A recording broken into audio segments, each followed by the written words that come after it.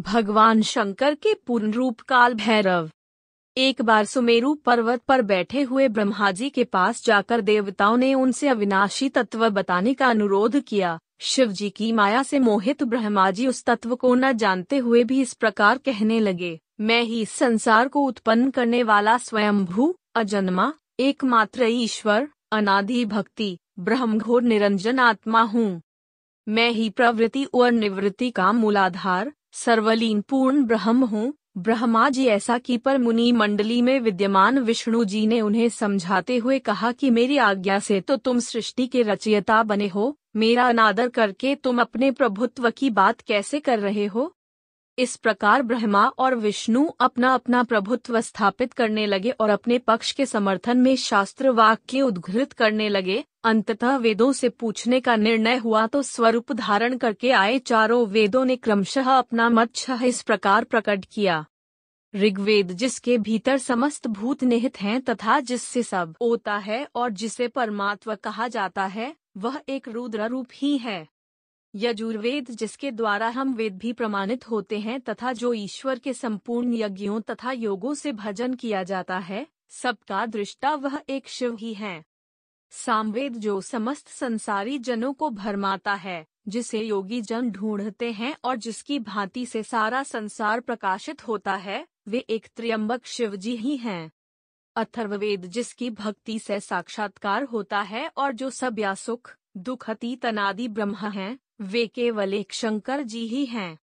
विष्णु ने वेदों के इस कथन को प्रताप बताते हुए नित्य शिवा से रमन करने वाले दिगंबर पीतवर्ण धूलि धूसरित प्रेमनाथ कुवेटाधारी सर्वावेष्टित वृपनवाही निःसंग शिव जी को पर ब्रह्म मानने से इनकार कर दिया। ब्रह्मा विष्णु विवाद को सुनकर ओंकार ने शिव जी की ज्योति नित्य और सनातन परब्रह्म बताया, परंतु फिर भी शिव माया से मोहित ब्रह्मा विष्णु की बुद्धि नहीं बदली।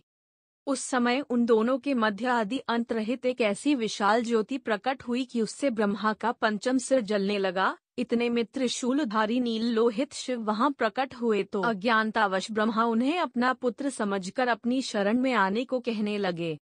ब्रह्मा की संपूर्ण बातें सुनकर शिवजी अत्यंत क्रुद्ध हुए और उन्होंने तत्काल भैरव को प्रकट कर उससे ब्रह्मा पर शासन करने का आदेश दिया। आज्ञा का पालन करते हुए भैरव ने अपनी बाईं उंगली के नखाग्र से ब्रह्मा जी का पंचम सिर काट डाला। भयभीत ब्रह्मा शतरुद्री का पाठ करते हुए शिवजी के शरण हुए। ब्रह्मा और विष्णु दोनों को सत्य की प्रतीति हो गई और वे दोनों शिवजी की महिमा का गान करने लगे। यह देखकर शिवजी शांत हुए और उन दोनों को अभयदान दिया।